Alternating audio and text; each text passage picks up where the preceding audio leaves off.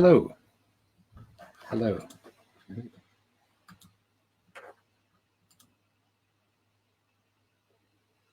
Hi, it's Philip Carr-Gomm here. I'm just trying out a new bit of technology. So help me by saying if you're here. I can see some of you are there. Help me by saying you're here and that you can hear me. That would really help. That's great. I've found. I just moved the computer and various things. I wanted to bring the trees in. It's getting dark now, so you can't see them, but I wanted to bring the trees into our experience together. Hello, Dean from the edge of the woods. Hello, David and Danny and Ellie. Great, good. I'm glad you can hear me. That's just wonderful. So I've just got back. Well, I was last week. I was with the One Tree Gathering up in Leicestershire, and we had. So I'm wearing my friendship bracelet. At the end of the weekend, we always tie a bracelet. And the One Tree Gathering is where members of the Hindu community and the Druid community come together, and it's always a wonderful weekend. And so I'm just back from that, and I'm going to post a photograph of it. At every meeting, a member of the group, one of the participants, takes the statue of Ganesha and looks after the statue for a year and then brings it back. And so you'll see a photograph of that on the blog. Some good news. The Dragons of Albion are protecting it. We only have one fracking site in England. As far as I'm aware, it's in Lancashire. There's been such resistance to fracking here in this country. And there have been some earthquakes. And so the fracking has stopped. This has happened before when they've tried to frack. There have been earthquakes. And I'm glad. And the local people are out protesting. And let's hope that common sense prevails and that fracking doesn't really happen in this country. But of course, whilst there is good news here and there, there's also the very difficult news of what's happening in the Amazon and the Arctic too, and the burning forest. And I wanted to share some thoughts with you about that today,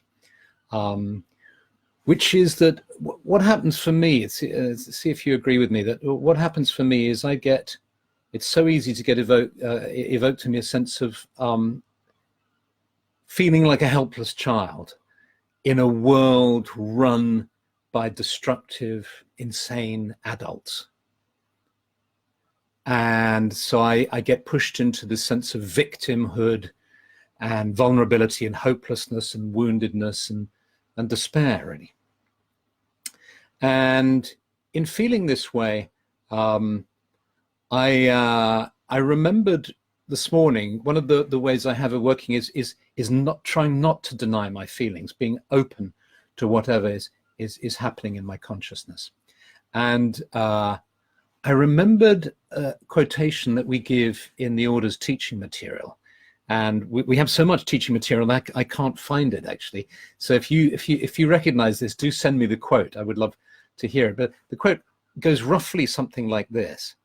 If you're feeling lost in the forest, take a child's hand and then you won't feel so lost.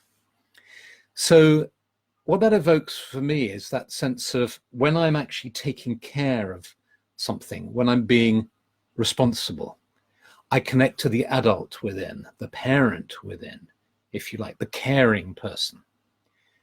And I don't have time to be fearful. It's not productive to be fearful. I go to a different place in my awareness. And you know, when somebody you love is ill or there's a crisis going on, you will hopefully rise to the occasion. You somehow, rather than going into despair and panic, hopefully what one wants to achieve is that one goes to that mature, responsible adult self that may collapse later out of sadness, but at the time you deal with it, deal with the situation. And so that's that's the position that I take when I hear awful news like this. That I recognize the feelings of despair that I have, and then I decide to connect with that part of myself that wants to be of value in the world, and that cares, and that is a good person. And so while I might do things, as we all do, of signing petitions and sending money and protesting and whatever else, working on the inner planes and so on, whatever you might do, you are not getting dragged down by your own feelings of despair. So, and of course, this is what people in the caring professions do all the time. It's impressive to see doctors and nurses and policemen and so on doing this on a day-to-day basis. And you might say, well, this is all very well. It's a bit obvious, isn't it, and tried. But I want to go deeper with it, because I think that sometimes the obvious and the simple actually holds the key for us. Because the question really is, how do I connect with my mature, caring, adult, parental, if you like, responsible self in a world that often seems as if it's gone mad? Just before this broadcast, I was watching the news, and I know at least one person who watches this works for the BBC, for the news. Ali, if you're watching this, do please have a word with the powers that be. Let me do a little rant now, which is for the Vox Pops. You know, Vox Pops are where they interview members of the public about issues of the day. So they go out into the street, and today we had some woman guzzling an ice cream being asked if she cared about global warming. And she said, no, I'm just enjoying the sun. And really, do we have to hear from stupid people, selfish people? I don't think so. Why should we give airtime to such hopeless opinions on the television? So there we go. There's my rant. But we do, but we're surrounded by opinions like this. We hear them on the television and so on. So the question is, how do you anchor yourself in the good, caring, loving, soulful part of your being that can be of the most use? And I've come up with quite a lot of ideas, and we've only got I don't want to swamp you, and there's but I'll write about this some more. But I came up with a triad just for tonight, really, to help us, which is 3 sources of comfort: knowledge of the divine origin of all creation, inspiration in the teachings of mystics and sages, support in the fellowship of like-minded souls. So this is a sort of adaptation, or it's working with the idea of Buddha, Dharma, Sangha, taking refuge. I take refuge in the Buddha, the Dharma, the Sangha, which works if you're a Buddhist, but if you're not a Buddhist, it may not work for you. So here's this. So taking, the important thing is how do we, in this terrible phrase, resource ourselves? How do we anchor ourselves in a way that we can be of the most use in the world? So knowledge of the divine origin of all creation is something which means, knowledge means experience and a belief in the divine origin of all creation. And if you have that, if you've ever had the experience of that, which is what meditation and spiritual practice tries to bring, and if you've studied teachings that talk about that and you have a belief in that, that's a tremendous source of anchoring. It's your prime anchor, really, in the sense of the divine. So however much the world is in chaos and tumult and destruction, you're anchored in this knowledge of the divine origin of all creation. It's not a cop-out. Doesn't mean you're checking out. It doesn't mean you're saying all this is Maya. You can believe fully in the reality of the physical world, in the seriousness of the ecological crisis, in the need for activism and for radical and political change, but you can still be personally anchored in this knowledge of the divine origin of all creation.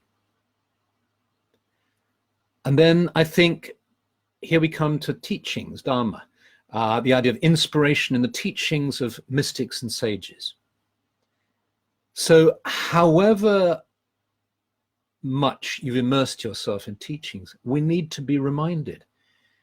Spiritual ideas, spiritual poetry, spiritual practice, spiritual music, spiritual biographies and autobiographies, all of them are like food for the soul that constantly remind us. It's like being in this world with the challenges that are around us. It's very easy to get lost. There are a huge amount of distractions. And so all these things help to remind us. They help to refresh us. Because I sometimes ask myself, and I'm sure you do as well, if you've been studying these things for many decades, you think, why am I still turning to the literature of the mystics and sages from all over the world? Surely I've steeped myself enough in them. Well, the answer is no. It's like water. It continually refreshes me. And then we come to the idea of Sangha, of community, and the community of like-minded souls, which we all need. At a profound level, it's the community of all life, I think, that nourishes us. The community of all species. But support in the fellowship of like-minded souls is the community that we surround ourselves with, our friends and fellow spiritual seekers. For me as a Druid, I include in that community particularly the trees, which is why it's so hard to hear what's happening, but it also gives me strength to connect with our brothers and sisters, the trees. And so let's do that now.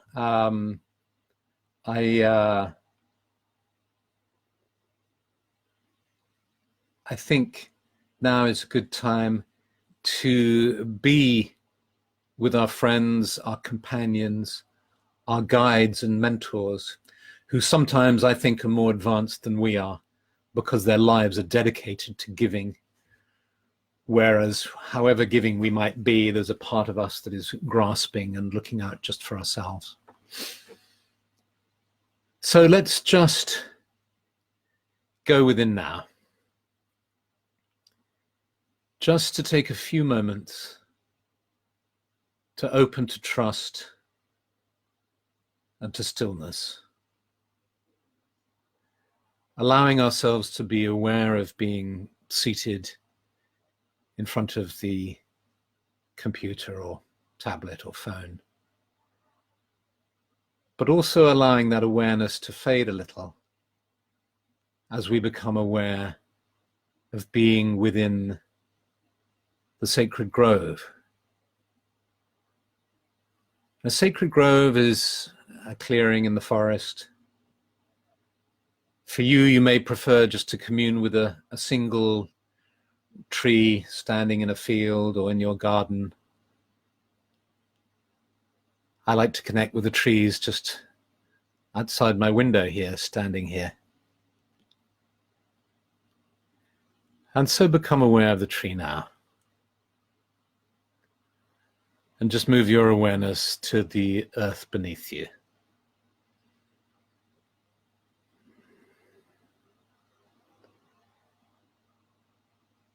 You might like to imagine that you're lying down at the foot of the tree. So as you lie down, you feel the earth supporting you. You feel the stability of the earth. You feel the earth energy rising up into you. And as you breathe out, you let your worries and troubles and tensions just drift into the soil. You become aware of all the creatures in the soil, all the energy and the life in the earth. And as you breathe in this life force. You feel it energizing your body.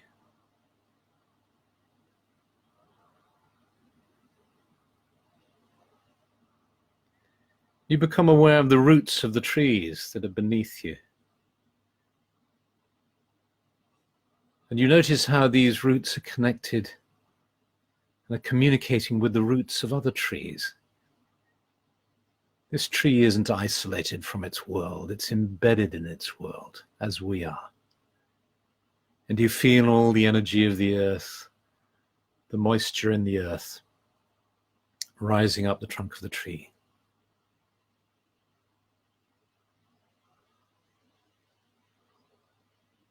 And then perhaps you open your inner eyes, the eyes of your imagination,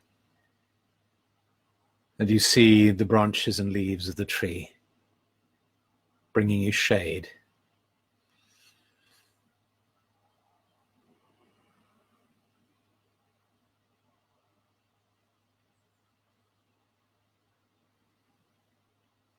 You might want to sit up now so that your back leans against the trunk. And you close your eyes. And you just notice the stillness. And you tune in to the energy of the tree, the spirit of the tree. And see if you can allow the spirit of the tree to nourish you.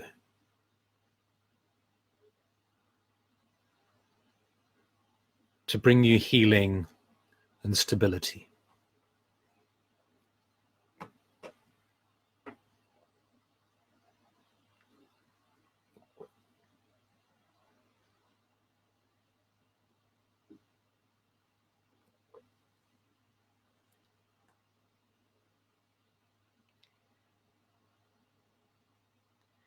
And then imagine that you're slowly standing up and you turn around and you hug the tree. And you feel its bark against your cheek. And you feel your love for the tree. And that love flows from you effortlessly. It's a communion with the tree. It's a love that flows to the tree.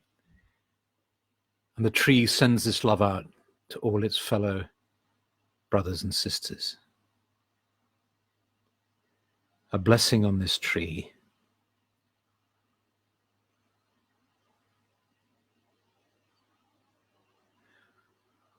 A blessing on all trees.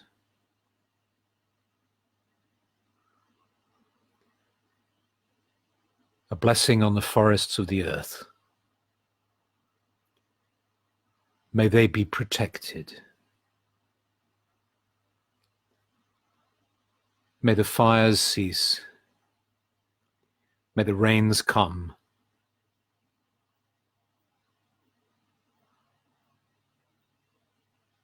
May the trees and the forests of the earth be preserved and protected. May all those who work to defend the trees and to plant trees, to those wonderful initiatives in Ethiopia which plans to plant billions of trees, to all those who work in tree planting projects around the world, to all those ministers and governments and people and organizations that work to defend trees and protect trees, be blessed, be helped.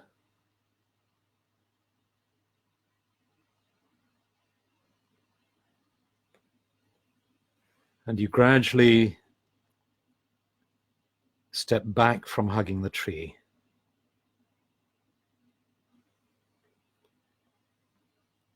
And holding a palm or your palms to your chest, you bow to the tree in front of you.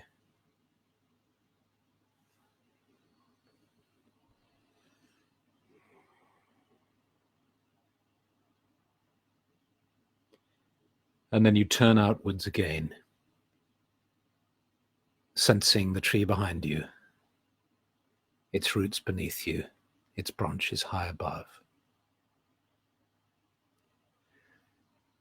And you get a sense of how you have been meditating with a whole group of people around the world. You sense them in the sacred grove, each of them having blessed a tree and sent their love to the forests and the trees of the earth. And you greet your fellow spiritual seekers, your companions on the path. And then you allow the scene to just gradually fade as you become aware of being seated here in front of your computer or your tablet or your screen.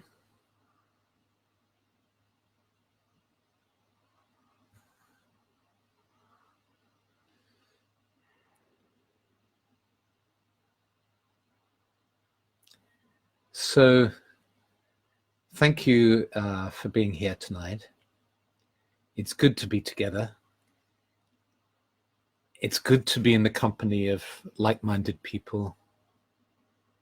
It's good to study the teachings of the mystics and sages of all times and of all traditions and cultures, I believe. And it's good to connect ourselves to the one source of all creation. So have a wonderful week. Thank you to Penny for your broadcast, Penny, last week, where she took the psychology of happiness and Druidry, brought the two together. That was a wonderful tea session, absolutely up my street. That application of psychology and spirituality and seeing where they meet and how they can both nourish each other. So have a wonderful week. I'm going to make some more tea and then I'm going to read your comments. So I've written a little bit about this, basically what I've said here, that I'll put up on my blog together with a picture of the One Tree Gathering. So see you next week. And in the meanwhile, lots and lots of love. Blessings.